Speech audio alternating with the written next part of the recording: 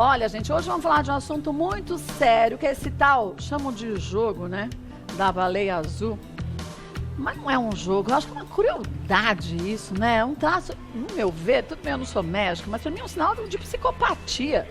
Como uma criatura pode inventar algo que vai aliciando os jovens, que o termo eu acho que é aliciar os jovens, eles vão mandando, gente, uma sequência de desafios. Então, alguns que o jovem tem que se mutilar e outros desafios, até que o último desafio é o suicídio. E ninguém, gente, está livre disso acontecer na sua família. Por isso que a gente resolveu falar sobre esse assunto. Dr. Jacó Pinheiro Goldberg, que é doutor em psicologia, está com a gente. Muito bem-vindo sempre, doutor Jacó. Obrigada. É um prazer viu? estar novamente com vocês, embora seja um tema absolutamente criminógeno, caracteristicamente no direito penal, não é? Eu acho que sim. Você acha que eu fui exagerado em dizer que é um traço de psicopatia dessa criatura que inventou isso que se chama de um jogo? De forma nenhuma. A gente pode caracterizar quem concebeu, imaginou esse crime, porque, na verdade, se trata de maneira catalogada do chamado crime em série. Quer dizer, o sujeito tem várias etapas, ele faz uma formatação que conduz até a execução, que é o suicídio. E ele vai pressionando esses jovens para que o jovem não saia do jogo, né? É uma manipulação absolutamente engedrada. Então, tem todas as características da predeterminação. É um sociopata, né? É um sociopata. Doutor Leandro Teles, que é neurologista, está com a gente, porque muitas vezes a gente fica imaginando o que pode levar um jovem, né? E a gente foi adolescente, e a gente sabe como a adolescência é turbulenta para o próprio jovem, não só para a família, né? Quer dizer, depressão, ansiedade. Nos dias de hoje a cobrança é muito maior, né, doutor Leandro? Sem dúvida. Esse tipo de fenômeno é uma oportunidade, uma janela de oportunidade para a gente discutir exatamente isso, a vulnerabilidade. Porque vai trocar o animal, vai trocar a cor, mas a gente tem que entender que um grupo de susceptíveis. Adolescer, passar pela adolescência, é um processo doloroso, que tem seus lutos, você tem que transformar sua vida infantil, controlada e adquirir sua autonomia, sua privacidade. Só que é muito difícil para quem está passando e para os pais, porque o limite da privacidade, da autonomia, é o limite da segurança. E de tempos em tempos surgem essas coisas que sequestram nossos filhos. Então, quando você baixa a vigilância, você pode perceber tarde. Você falou em comportamento do suicídio, e é interessante isso. A gente pensa no suicídio como um ato, né? Ó, suicídio. E o suicídio é difícil você reverter, porque Inês é morta, né? A gente fala, você o leite sabe, já derramou, aconteceu, né? acabou. Mas você tem que pensar que o comportamento suicida, cada uma pessoa que se suicida no Brasil, 10 tentaram e não conseguiram. Desses 10, dezenas planejaram e não tentaram. Desses que planejaram, muitos pensaram em fazer. Isso é fruto, às vezes, de depressão não percebida, de problemas familiares ou problemas sociais, transtorno afetivo bipolar não reconhecido, esquizofrenia. Então, o jovem, ele está em risco por ser jovem, está em risco por estar inserido na nossa sociedade como ela é e está em risco de doenças psiquiátricas também. Agora, o que é muito sério nessa história, tudo é muito sério, mas quando a gente fala em adolescência, a gente está aqui com a Priscila Valência, que é mãe do Luiz, que é filho, tem 16 anos, Luiz, 16 né? anos. Bem-vinda. E olha, obrigada por você ter tido essa coragem de falar de um assunto tão sério e que muitas vezes as mães, principalmente, que nessas horas as mães, né? Que acabam indo para defender, não defender o seu filho, defender a vida do seu filho. E você não só fez isso brilhantemente, mas você expõe a sua situação. Então, parabéns, viu? Porque você está ajudando aí uma infinidade de famílias que muitas vezes não teriam oportunidade de ouvir de uma mãe que passa por isso. Porque eles falam como médico, eu falo como mãe, que meus filhos já foram adolescentes, mas muda muito de uma geração para outra. Como você descobriu que o Luiz vinha mostrando uma adolescência difícil até chegar a esse ponto? Ele sempre foi um menino assim, mais calado, sabe? Fechadinho. Fechado. E andou dando alguns problemas na escola, mas assim, a gente sempre achou que era coisa de adolescente, né? A gente nunca achou que poderia virar uma coisa tão mais séria, né? Porque a gente acaba achando como mãe que adolescente é assim, né? É. Que tem momentos que ele quer ficar um pouco sozinho, que ele quer ter a privacidade. Foi revoltado, então a gente foi deixando, né? Aí, um dia eu fui buscar ele, né, pra ficar comigo, e ele tava com o rosto cortado, né? 2x na face, no rosto, sangrando um pouco, né? Aí eu perguntei pra ele o que tinha acontecido. Uma semana antes, o meu filho mais velho tinha recebido um vídeo sobre esse jogo. Mas a gente nunca acha que isso o nosso acontece filho na tá no família da jogo, gente. né? Aí foi quando, depois de muito tempo de conversa com ele, né? Aí ele acabou me contando que ele estava nesse jogo. E ele falou por que ou como que ele entrou nesse jogo? Ele entrou por curiosidade. Ele estava na internet, sem fazer nada, ficou sabendo do jogo, viu no YouTube. Para ver como era. Aí pediu para entrar, teve que passar por uma prova para entrar. Passa por prova? Passou por uma prova. Prova de quê? Ele teve que fazer cortes no corpo, fotografar e mandar para o curador ver se ele estava realmente disposto a participar do jogo. Gente. Foi onde ele fez os primeiros cortes nele. Isso há quanto tempo? Falou? Ele estava na fase 22, né? Há 20 dias. Há 20 dias? É uma fase por dia? É uma fase por dia. Então, em 50 dias... O jogo dura 50 dias. Em 50 dias, o jovem morre. Olha, você trouxe as fotos. Então, aqui é do teste. Ele começou a se... Gente, é de Ele arrepiar. começou a se cortar. Aqui é uma frase que ele escreveu. I am Willie, né? Eu sou uma baleia.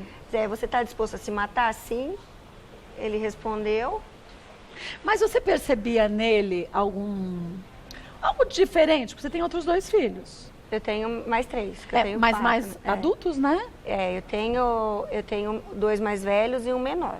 Então, dos 2 que já passaram pela adolescência, você via alguma coisa assim, ele tá fazendo mais ou menos como o outro fez? Não. Ele era completamente diferente. Os outros são extrovertidos, conversam, Ele era né? mais certo. Ele sempre era mais reservado, mais quieto.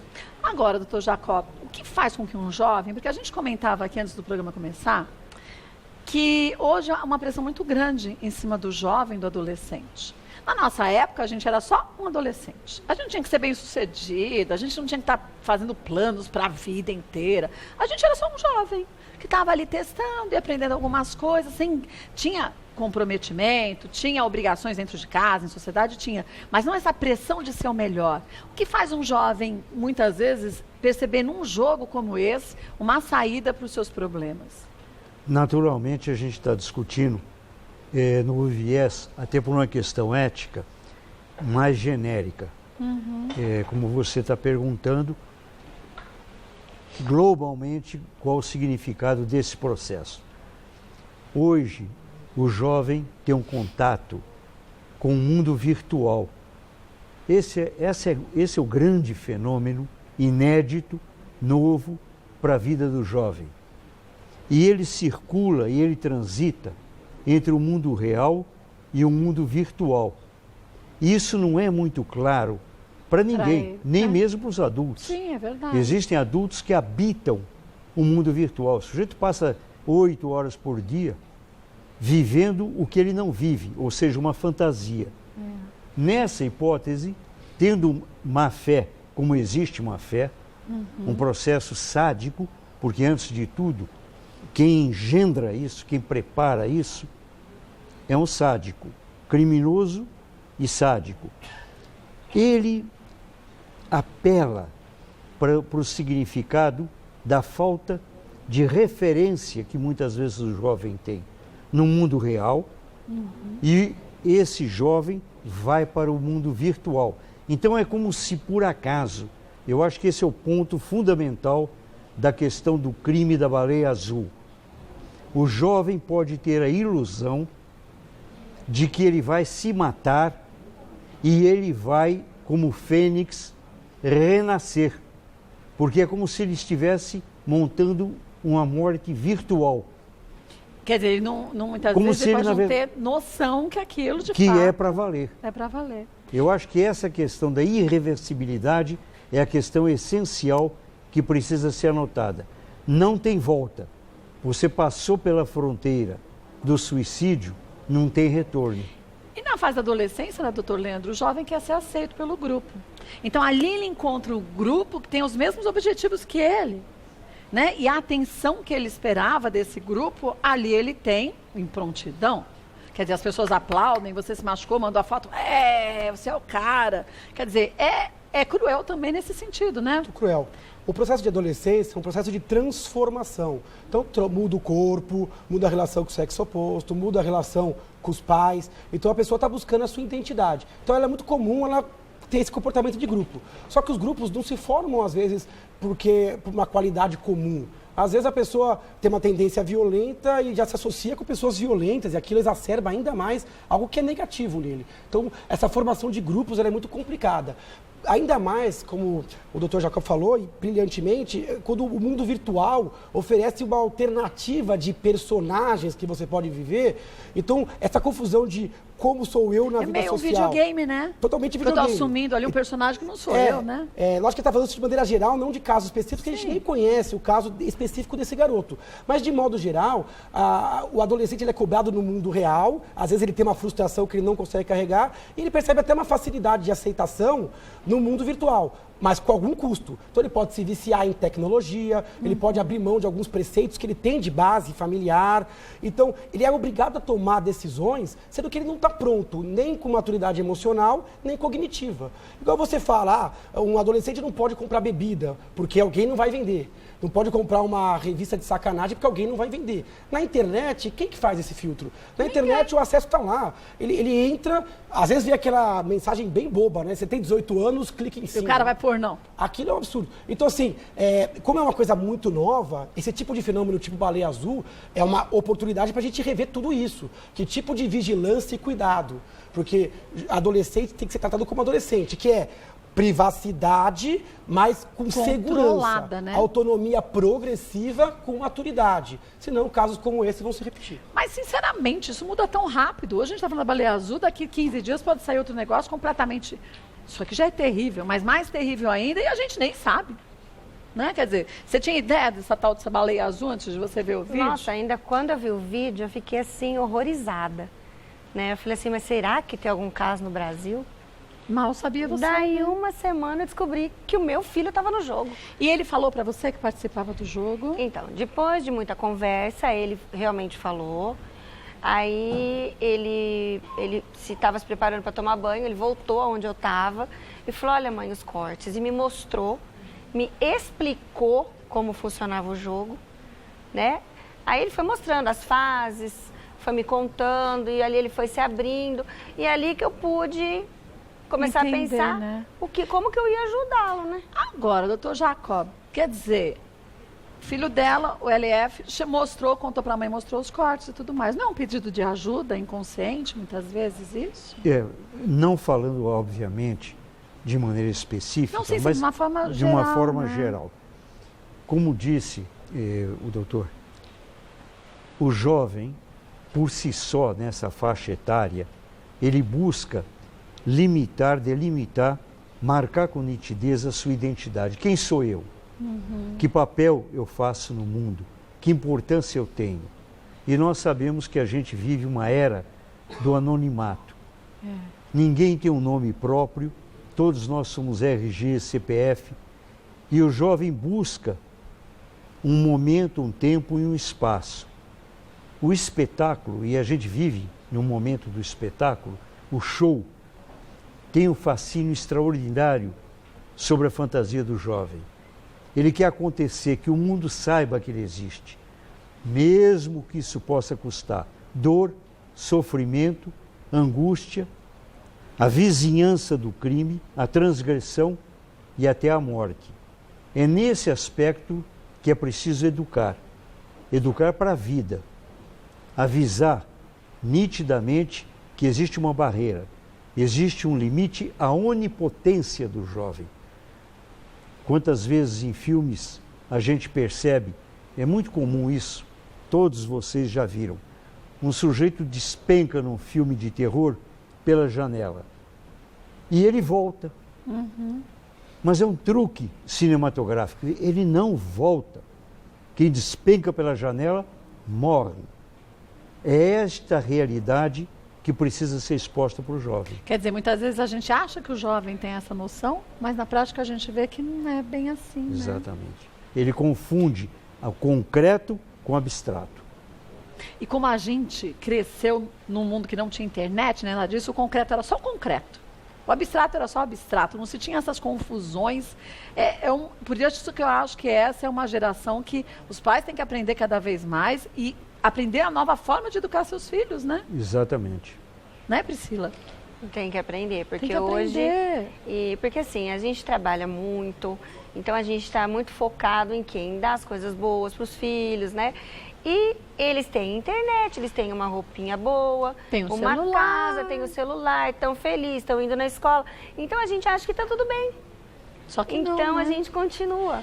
E como depois que você soube do jogo que ele participava, quer dizer, o que você fez? Porque essa que é uma parte, eu acho, também complicada. Ok, a verdade é essa. E aí, por onde eu começo? Você buscou uma ajuda médica? O que você fez nesse início? Porque é muito recente, né? Eu entrei num desespero, assim, eu fiquei sem saber o que fazer, na verdade, né?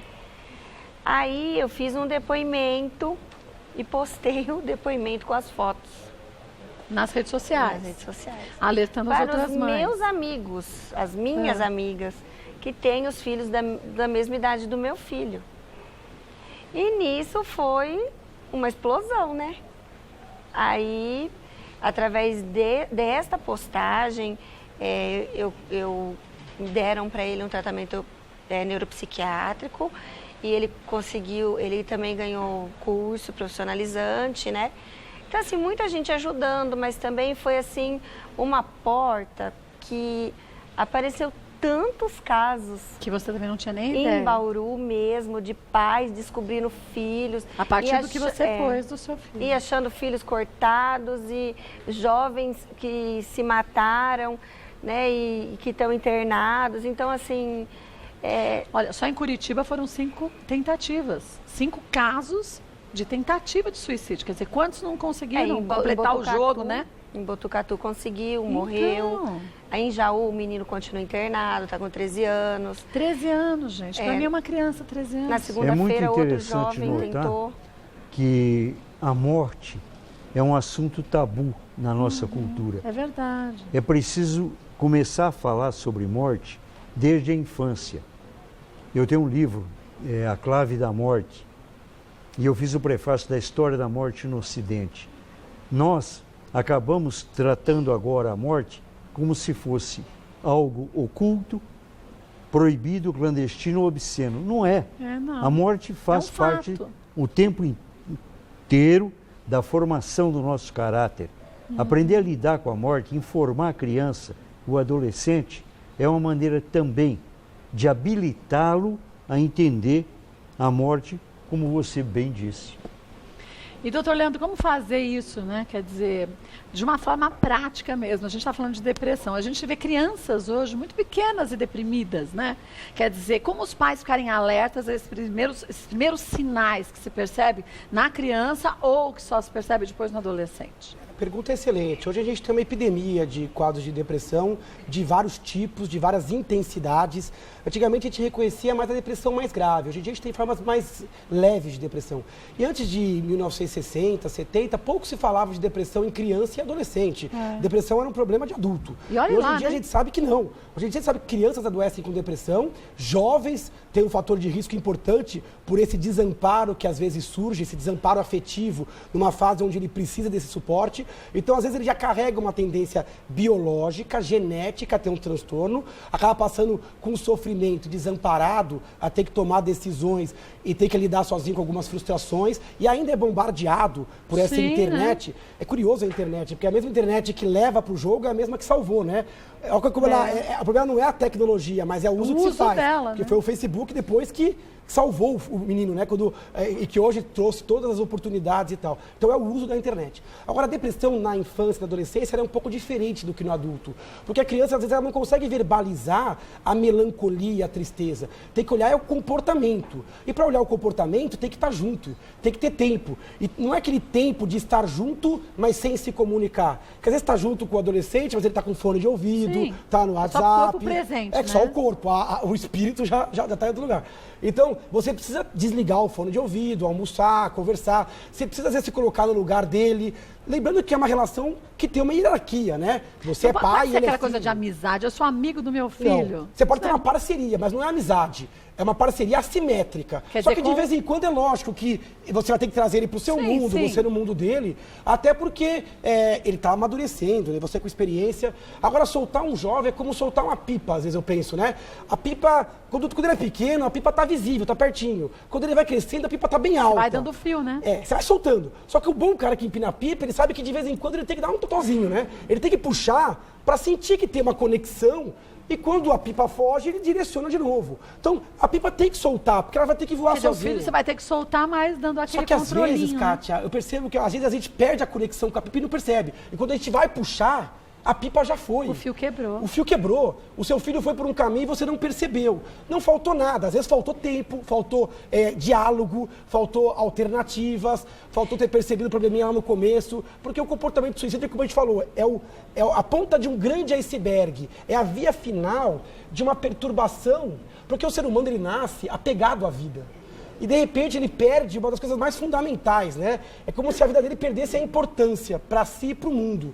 Quem, às vezes, pensa em suicídio fala, ele se sente inútil, ele se sente com a autoestima baixa. Não tem uma função nesse mundo, né? Às vezes a morte dele parece que é mais importante do que a vida. Ele vai marcar mais morrendo, se suicidando, ele vai fazer parte de alguma coisa maior do que ele vivo. Isso é a base, às vezes, do terrorismo, do aliciamento para droga. Ele, às vezes, vai buscar independência e vai encontrar dependência nessas questões. Né? Gente, eu sou super favorável à internet, entenda bem. Foi o que o doutor Leandro falou. A gente tem uma ferramenta maravilhosa nas mãos. Para o bem e a mesma ferramenta péssima indo para o mal. Então, a gente tem que saber dosar essa internet que é tão recente na vida da gente. E a gente vê em adultos, não falo só em jovens, não. Em pessoas que comparam. Quantos amigos você tem no Face? Eu tenho 2 de 5 mil. Então, quem não tem 2 de 5 mil, esse é esquecido, ninguém gosta daquele cara. Então, é como se você estivesse numa constante luta para ver quem tem mais amigos. Só que aquilo não é vida real, você não tem esses 10 mil amigos. Você tem? Você encontra com esses 10 mil? Quantos amigos de fato a gente tem? Cabe numa mão, amigo de verdade. Não é verdade, doutor Jacó, doutor Leandro? O que acontece, e é preciso também anotar, é que nós temos a tanatofilia, o impulso de morte, o impulso de vida, que é a biofilia, e o impulso de morte. Todo ser humano, uma vez perguntaram para Freud qual seria a melhor definição de morte. E ele colocou, é o supremo redutor de tensão. Porque a morte é muito lembrada culturalmente com a ideia de não ter problemas. É o fim dos seus problemas. É a finitude dos problemas. Mas é óbvio que a vida nesse sentido é a intensidade, é a exuberância, é a vitalidade. Quando a cultura oferece, quando a sociedade oferece ao jovem, e a nossa sociedade oferece muito pouco, quantos campos esportivos populares tem na Grande São Paulo? Pouquíssimos. Raros hoje Raríssimos. Em dia, né? Quer dizer, quantos espaços públicos de divertimento gratuito a comunidade oferece para o jovem? Educação, amparo psicológico, amparo sociológico. Não se tem nem o básico, vai ter não, isso. Que não se tem... Isso é o básico, mas que não é... Que não é o essencial. Essencial, é. Antes disso, tem a subsistência. É verdade. Então, a tendência para o suicídio, ela corre paralelo com a tendência para o crime. Olha, eu já volto e aí quero ver se você quer conversar também, tá, Elef? Aí você pensa, se quiser, aí a gente conversa, mas a gente não vai mostrar o... Você quer que eu chame de LF ou de Luiz?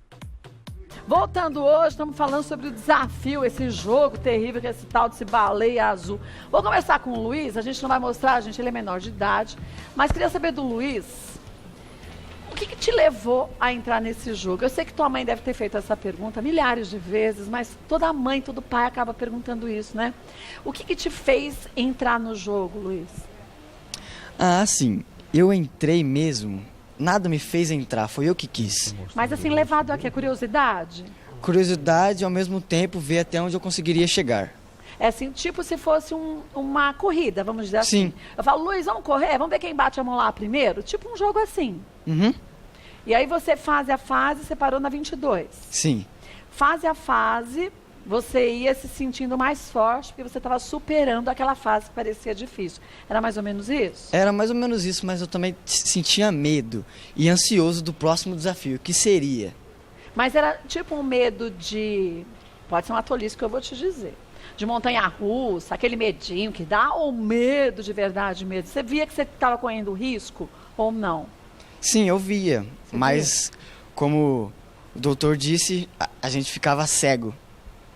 Você não tinha real noção mesmo Não. do que era realidade e o que era ficção, vamos dizer Não. assim? Não.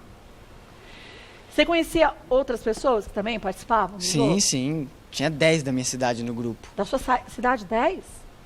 E é SMS que você recebe? É, mensagem, WhatsApp. Então você recebe por WhatsApp, olha Luiz, hoje você tem que fazer, a sua missão é tal. É mais Sim, ou menos assim. É assim mesmo. E aí você completava a missão, tirava a foto e mandava para esse WhatsApp. Sim, tinha que provar que era a gente. Tinha que provar que você de fato fez, tinha que mostrar rosto, essas coisas. Sim. E você sabia para quem que você estava mandando? Não, a gente conhece essa pessoa, curador, no 49. Porque no 50 morre. Sim, Só no 49. só no 49. E com essas pessoas do grupo, você via as fotos que as outras pessoas mandavam? Sim, sim. O desafio a gente mandava no privado, no PV, pro nosso curador e no grupo também para todos verem. E vocês trocavam ideias entre vocês? Os Sim, 10 a da gente cidade? conversava, normal. Até na hora de chegar do desafio. O desafio era 4h20 da manhã e meia-noite. 4h20 da manhã? Sim. Você ficava até as 4h20 esperando? Eu dormia. Eu colocava o celular para despertar. Aí eu acordava, nem dormia. Fazia o desafio e acordava para ir pra escola. Isso de horário também é uma certa... Tem um porquê de fazer parte, né? A pessoa fica mais vulnerável quando ela acorda com um despertador para participar de um jogo assim. Isso faz parte desse jogo, quer dizer, para conseguir... Pode ser que eu esteja falando uma grande bobagem, mas conseguir ter um número maior de pessoas envolvidas nessa crueldade? O que Dr. Jacó? caracteriza é a noção do roteiro de filme de terror. Pois é, parece Você vê a que ideia da terror. noite, é uma ideia de desarme da consciência. É. Quer dizer, você Da no estado de fragilidade, sono, né? exatamente, você está mais vulnerável, mais fragilizado, não é? E é muito importante, inclusive, resguardar, como parece que é a sua preocupação, né? Você tinha conversado já anteriormente, de blindar a identidade do seu filho, né? Não revelando sim, o verdadeiro nome dele e se preocupando, né? Porque na verdade não é expor. O que aconteceu com ele está acontecendo com muitos outros jovens. Você vê só na sua cidade, como ele disse, E 10. assim, eu gostaria de falar uma coisa. Tem um aplicativo que os jovens baixam no Play Store, que chama VK. Ah, tem isso? Então você entra no aplicativo para você pedir permissão para poder entrar. Aí, É uma rede social. Sim. Isso do Baleia Azul. aí o adolescente vai passar pela prova. Ele passando pela prova, o curador Manda. coloca ele no grupo do WhatsApp. Ah, coloca Só um no segundo, grupo. isso é no computador ou é no videogame? Isso é ou no computador ou no É que hoje em dia tudo é ligado. É um aplicativo que chama VK, que está no Play Store. Qualquer um baixa o Qualquer aplicativo. dispositivo. Qualquer pai pode pegar o celular do filho e ver se mas tem o aplicativo. Isso é outra coisa que eu vou te dizer, porque isso eu já aprendi também. Com uma youtuber que foi me ensinar, porque a gente tem que saber o quão ignorante a gente é para alguns assuntos. As pessoas sentem mal e falam, eu sou ignorante em relação a tal coisa. A gente é ignorante em relação a mil coisas. É leigo em muitas Mas tem coisas. formas de você esconder esse aplicativo para que as pessoas não saibam onde está o seu aplicativo. Então, e também fica difícil porque assim, a hora que o curador já coloca Aí você o já tá no adolescente no WhatsApp, o que ele vai fazer? Desinstalar. Ah, sim, Ele não precisa mais do VK. automaticamente, Agora, Luiz, você foi até a 22. Sim. Em algum momento você pensou em desistir? Não, Nenhum? não. A gente viu algumas fotos que você se cortou. O primeiro desafio qual era? Era 4 cortes fundos na coxa. Pra provar que eu No quero... primeiro? Pra provar realmente que eu quero entrar. Isso para você ser aceito no É. grupo. 4 cortes fundos na coxa. Aham. E aí depois ia complicando mais, quer dizer...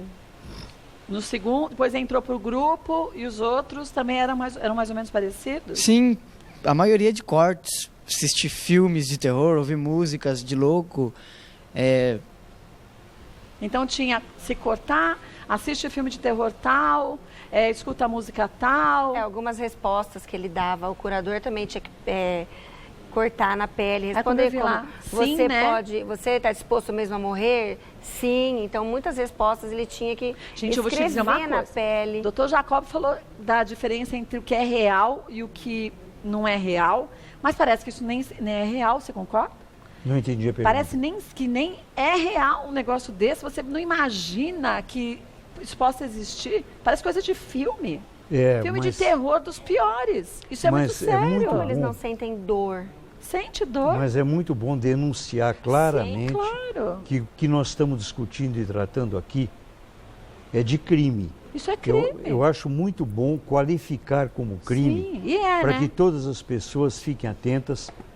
A polícia está cuidando desse caso.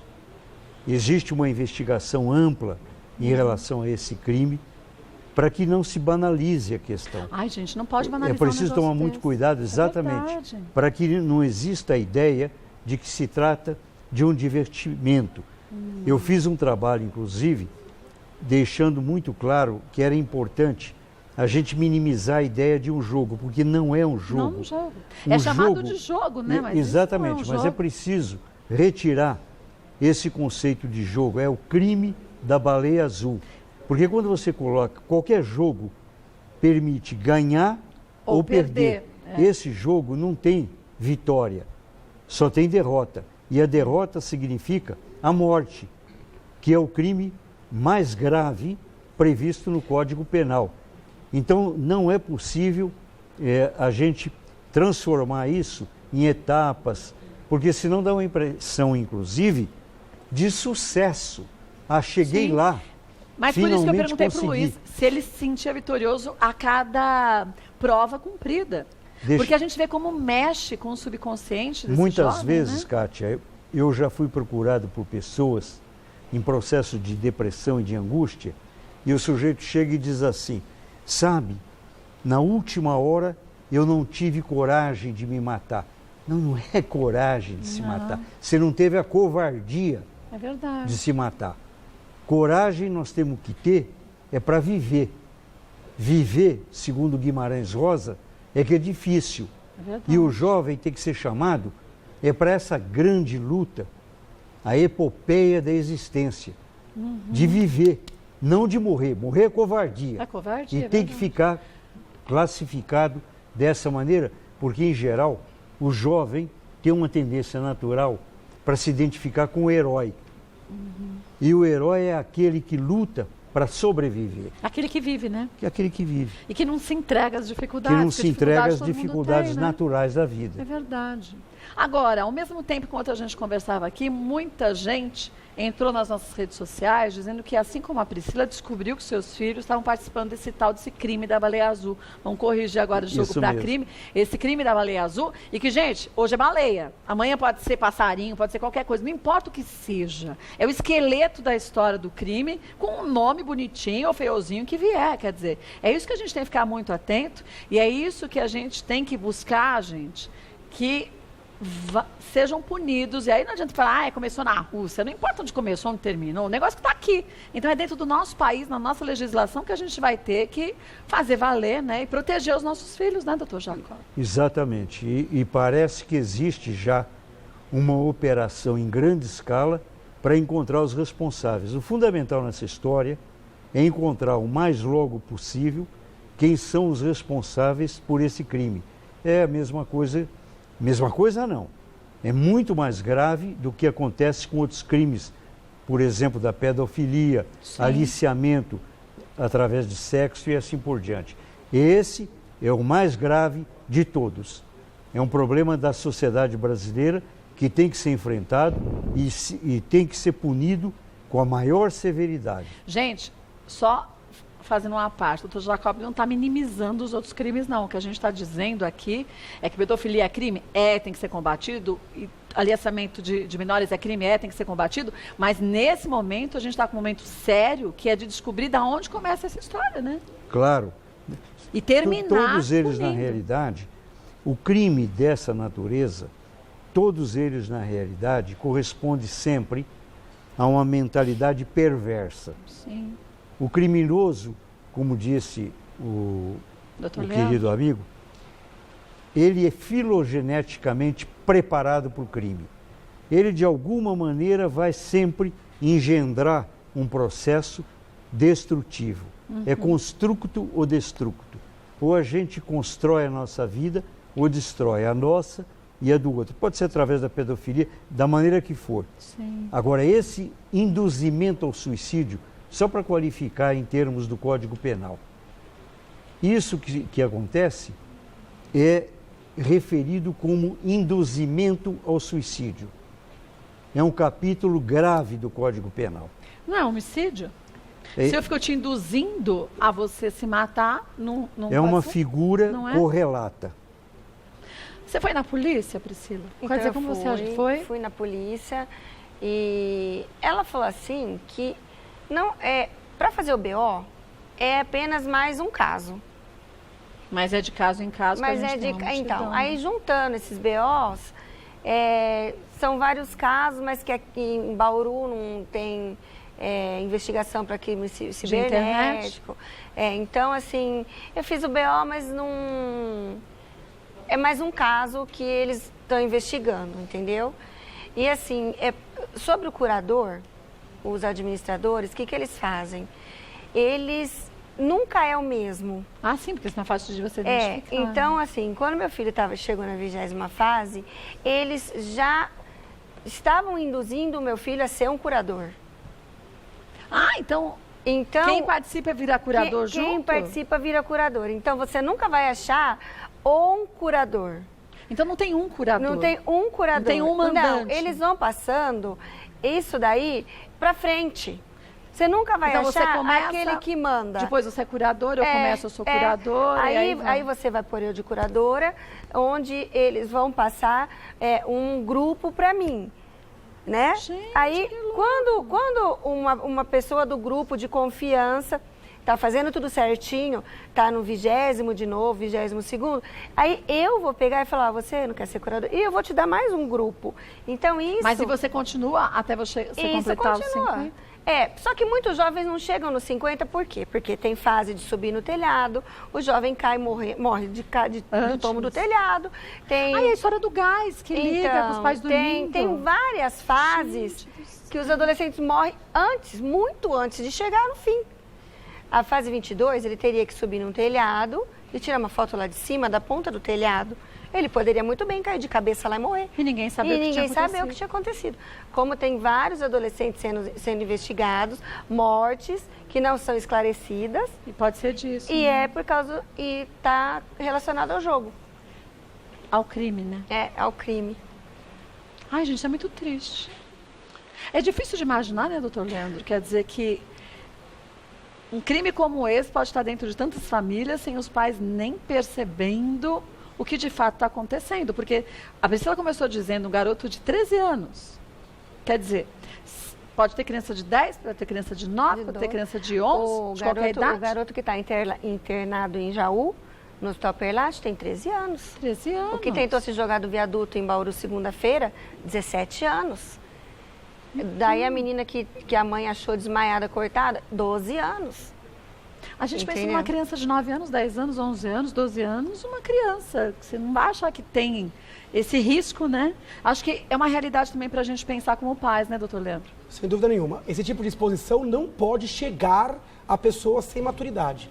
Agora, pensar no crime é uma coisa, o crime tem que ser resolvido, é um caso de polícia. Agora, do ponto de vista clínico, médico e até socioeducativo, a gente tem que pensar na vulnerabilidade. Porque esse crime pode ser resolvido e pode surgir outros e outros e outros. Como a gente já teve outros desafios, bem aquele do sufocamento, sal e sei lá o quê. Quer dizer, a criatividade da perversidade, ela é muito difícil de você resolver, ela vai se modificando. A gente tem que proteger, tem que olhar para nossa casa hoje com esse tipo de crime específico e olhar a vulnerabilidade. Quer dizer, a gente tem que tentar, de modo, no medida do possível, blindar as pessoas que a gente tem perto, gerando uma onda do bem, reconhecendo casos de depressão, transtorno afetivo bipolar, esquizofrenia, percebendo a dificuldade de comunicação dentro de casa, dedicar não só recurso financeiro aos filhos, mas atenção, tempo, diálogo bilateral, onde você fala, onde você escuta, manutenção de hierarquia. Agora, é muito injusto você dar autonomia sem dar condições de tomar decisão.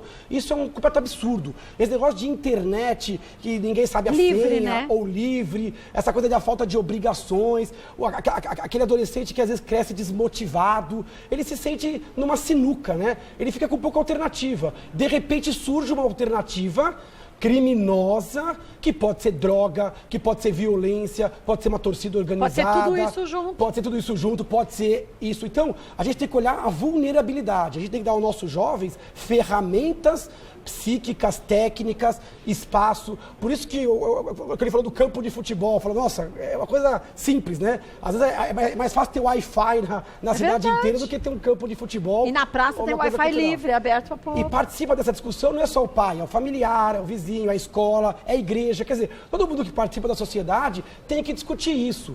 Então, a fase de transição ela tem que ser ancorada. Ela não pode ser abandonado e receber um monte de exposição e ter que triar o que é certo e errado. É muito complicado. Agora, deixa eu te perguntar uma coisa. Foi uma pergunta que chegou pra gente. Se o jovem que está participando desse crime da baleia azul, se ele fala que quer sair, se ele é ameaçado de alguma forma. Porque se falou isso também, né? Então, o Luiz, ele não está sendo ameaçado porque o celular dele está quebrado. E desde que eu descobri, ele está sem acesso à internet. Né? Então, ele não teve nenhum tipo de ameaça. Mas eu recebi uma ligação de uma delegada do Texas, que ela está lá. Do Texas? Ela está lá. Ela está lá fazendo um tratamento, né? E a delegada está fazendo um tratamento? Ela está fazendo um tratamento lá e ela assistiu, ela está acompanhando tudo. E ela mandou eu e meu filho deletar o nosso Facebook, porque devido à gravidade, né, assim, da explosão que deu por causa de uma postagem minha no Facebook, eles podem sim vir atrás da gente. Mas uma delegada fala para você de tirar o seu perfil ao invés de tomar uma outra atitude? Ela não tem como tomar atitude agora, né? Há de se pensar ser delegada mesmo. Né? Aí do jeito que as coisas estão andando. Aí ela falou assim, você deleta o seu perfil uns 2 meses, porque o curador pode te mandar um convite, mandar para ele, aceitar, e ele vai estar vendo todos os seus passos. E pode acontecer alguma coisa com você e com ele. Então, isso aí é para você se prevenir, né? Mas eu não deletei, né? Mas também é uma coisa de você se pensar, porque a gente não recebeu nada, nenhuma ameaça. Mas também a gente não tem acesso nenhum. Na minha casa não tem Wi-Fi, a gente não tem internet, e ele está sem acesso nenhum. Então, ele não tem como receber ameaça. Mas vamos para a parte prática. Hoje ele não tem. Daqui 5 dias ele pode estar em qualquer lugar. Aqui tem internet aberta. Então aí que eu acho que o doutor Leandro falou, não é o caso do seu filho específico, dos nossos de todos filhos. Os filhos, né? É a gente conseguir educar para essa nova realidade. O doutor Isamitiba, querido doutor Isam, que passou por lado de lá também uns anos atrás, tinha um livro que é mais do que nunca importante, quem ama educa, mas o educar de hoje é diferente do que foi o educar no passado. Qualquer criança hoje tem celular. E existe um aspecto aí que eu creio que é fundamental a gente relevar. Por exemplo, esse telefonema que você disse. Então. A minha impressão, com experiência de muitos anos, é de que isso faz parte dessa farsa criminosa. Delegada coisa nenhuma. Isso é criminosa. Isso não é linguagem de policial, não é linguagem de delegado. Nem atitude, né? Isto é atitude inducente à paranoia. E a gente não pode permitir que as pessoas que são vítimas fiquem com medo. Verdade. Uma das coisas fundamentais que pais têm que passar para o jovem, para o filho, é a sensação de segurança e de coragem. Isso mesmo. Lugar de criminoso é na cadeia. Então não pode ter medo, não. Se receber um telefonema desses, vá à polícia, sim. A polícia tem formas de tentar 181, localizar. né, que eu disse que denuncia. Não existe nenhuma razão, eles não têm poder Porque é exatamente isto que fascina o jovem. Quando o jovem vem com essa conversa, curador, mas que curador? Curador do quê? Ele cura o quê? É um vagabundo, é um criminoso. É preciso qualificar com os nomes devidos, é uma das causas, na minha opinião, da impunidade na sociedade brasileira. Tem que terminar com a tolerância com o crime. Não tem tolerância. Não é baleia azul, coisa nenhuma. É bandido, é criminoso, tem que ir para a cadeia. Ninguém tem medo. Você é mãe, medo zero. E os teus filhos têm que ter a tranquilidade, a segurança e a coragem de saber que atrás deles tem pai, tem mãe, tem polícia, tem Estado. Isso vale para tudo, né, doutor Jacob? Vale para tudo. E você disse muito bem, quer dizer, essa sociedade do medo é muito mais fácil de se controlar. É essa que Concorda? é perigosa. Esse tipo de criminoso tenta fazer essa ordem de manipulação. E você colocou bem antes, quando você falou em homem-bomba, terrorismo, tudo isso faz parte de um processo que, inclusive, não é só brasileiro, é contemporâneo, é internacional. E é uma ordem de crime. O indivíduo inocente, o cidadão comum, não pode ter receio do crime. Porque, na verdade, a maior parte de gente decente e a menor parte dos... Exatamente. Major Olímpio já falava isso. A gente tem 2% da população de criminoso e deixa 98% da população trancafiada dentro de casa. Quer dizer, como que a menor parte que é de criminoso vai controlar a maior parte disparada que é de gente do bem? Então, quer dizer, é a gente começar a sentir a força que cada um tem dentro de si e que o brasileiro não tem essa noção muitas vezes. Começa na eleição, depois em fazer valer o que é crime, se não importa se é político, se é empresário, é crime, gente. Então, quer dizer, o bom, a vítima não pode se transformar no bandido e o bandido fica sendo curador, não é verdade? Quando eu ouvi essa expressão, eu fiquei indignado. Como assim curador? Curador é médico, é psicólogo, é a polícia, é aquele que trabalha no sentido de resolver os problemas. Não o bandido, né? Não o bandido, esse não. Olha, gente, fica aqui um alerta para que todos nós fiquemos atentos. Não adianta a gente falar, mas eu controlo. Quando meu filho está lá no WhatsApp, eu dou uma olhadinha. Não é dar uma olhadinha. Quer dizer, eles têm ali simplesmente pelas redes sociais, e aí vai para YouTube. Todo mundo navega por onde quer. Foi o que o doutor Leandro falou, parece que você é maior de 18 anos, você acha que vai pôr aqui? Não. Vai pôr aqui sim, para poder ver o que é. Enfim, então tem que controlar, tem que conversar, tem que educar, tem que pedir ajuda muitas vezes para um profissional, né, doutor Jacob? Quer dizer, vá você a um psicólogo para você entender o que você pode fazer, para você sentir a sua força. Todo mundo é frágil e ignorante em alguns aspectos, então a gente precisa se fortalecer em relação a isso. E queria mais uma vez te parabenizar, viu, Priscila? Sei que a caminhada não é fácil. Não. Falar que é fácil é uma grande mentira, mas eu acho que você teve uma grande oportunidade de você perceber isso a tempo, tá aí seu filho maravilhoso, que tem um caminho fantástico pela frente. Eu acho que é isso que você tem que focar, Luiz, que você tem tudo. Hoje eu falei há pouco com a tia e com o Fefito. Tudo que alguém já conquistou, a gente pode conquistar. Fácil não é, vai ser difícil, mas aí sim, cada vitória que a gente tem, vitória de verdade, de você conquistar, tendo facilidades ou não, e ninguém tem facilidade, quem diz que tem facilidade, só quer esfregar uma coisa para você que não é a real, você vai ver o quanto vale a pena.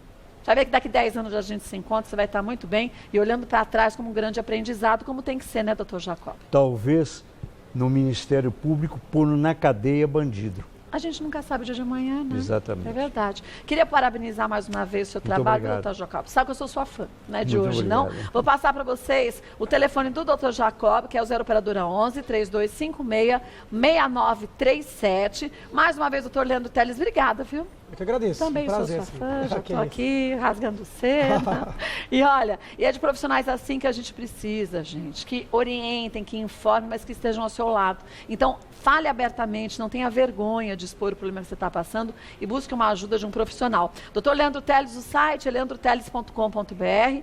Hoje a gente falaria de toque, transtorno obsessivo compulsivo, a gente vai falar semana que vem, mas hoje esse assunto era um assunto que a gente tinha que abordar, né, doutor Leandro? Muito importante, olhar para dentro de casa, atender atentar para o comportamento, mudanças abruptas de comportamento, baixo rendimento escolar, observa a criança em casa, na dúvida levar um profissional habilitado. Outra coisa, cuidado com informação falsa, com postagem falsa, ficar às vezes replicando, gerando uma histeria coletiva. Então sempre checar a informação, às vezes para querer fazer o bem, acaba gerando uma complicação, tá bom? Verdade. Obrigado pelo convite e fica o toque para uma segunda... A gente fala lá na frente. Falta aí. Priscila, mais uma vez, obrigada, viu? Olha, que você tenha muita força, mas que aproveite a ajuda para você conseguir passar por mais essa etapa. É só mais uma que a gente tem para passar.